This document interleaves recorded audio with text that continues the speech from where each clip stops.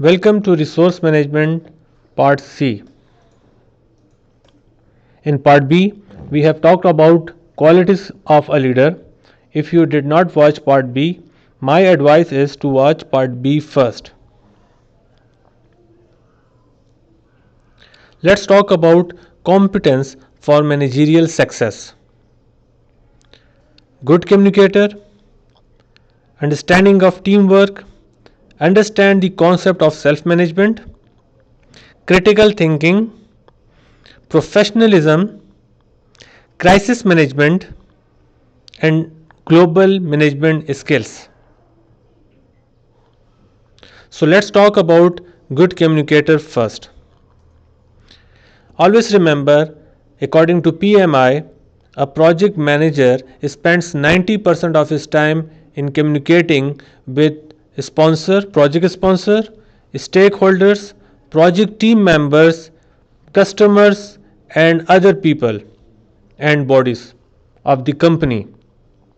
So always remember, talk relevant. Most of the time, people don't care about what you are saying unless you are saying something they find valuable on a personal level. That personal level does have to be deep, it just has to exist. Good communicators establish a personal connection by focusing on how their message may impact the other person. For example, good communicators in the marketing industry always explain how the company's product or service will benefit the customer. This gives the audience a reason to listen and remember what the marketer has said. So always remember, talk relevant. Don't talk irrelevant. Second thing is represent facts while talking with the audience. You must represent facts, you must support your arguments. Inaccurate information is worthless. So if you are not sure about something you are saying, my advice is don't say it, or at least admit that you are not sure about it. Sometimes we get carried away with a conversation and begin spewing out random things we have heard but don't know to be true. Although this may seem harmless, regularly offering inaccurate information not only leads people to believe things that are not true, it discredits you as a valuable source of information, and sharing information is what communicating is all about. Third point is be specific. Good communicators cut to chase and understand the value of brevity. You may love to talk, but that doesn't mean others want to hear you. If you have something to say, say it. Ambiguity and superfluous words are likely to bore people and discredit you, causing your message to get lost in a cloud of noise. Good communicators always respect people's time and choose simple, straightforward words. Next is ask question. Whether the conversation is with one person or many, good communicators always ask question. Most importantly, they question their audience to confirm that their point has been understood. Of course, it can get irritating if someone continuously asks us, do you know what I mean? Or get what I'm saying? Such questions may come off as condescending, but there are friendlier, more susceptible ways to ask for confirmation. Instead of putting the focus on your audience's ability to understand, put the focus on yourself by asking, am I explaining this well? This invites the other person to ask for clarification without feeling incompetent.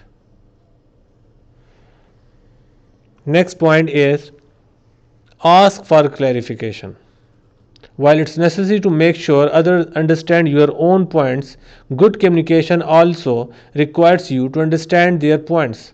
The same way you think the information you share is important. Your conversation partners likely believe that the same and would love for you to truly comprehend what you are saying. Furthermore, understand their message is vital to responding appropriately. Many people are afraid to ask for clarification for fear of offending the other person, but that fear is unneeded. Everyone comes from a different background, always remember. So everyone associates different words, phrases, and even body language with different meaning. If you are not sure what someone means, ask for clarification. It's very simple. Simply asking what do you mean is not only a good way to understand better, it's also a great vehicle for moving conversation forwarding. Do you remember my first talk about good communicator and a project manager or even a good leader who listens actively, not selectively? So, as a project manager, you must listen actively. You must involve your team members. You must invite them to participate in any debate or any brainstorming session. So, a big part of communicating well is responding appropriately to what someone else has communicates. This requires knowing how to actively listen and making every effort to understand what they are telling you. If you don't listen and then respond inappropriately, that can make people feel unimportant and literally unheard. In addition to responding appropriately, attentive listening makes the exchange enjoyable for your conversational partner. And of course, read body language. This will help you to understand others' perspective very clearly. Listening with your eyes is just as helpful as listening with your ears. By looking for non-verbal cues, you can more readily ascertain how someone is receiving your message and then adopt accordingly. For example, can indicate that other person is trying to understand your point but not fully succeeded. If you notice, you can facilitate good communication by asking if there is something you want to ask or you want to clarify. So this was all about today's lecture. Do not forget, click the subscribe button and hit the bell icon. Thank you.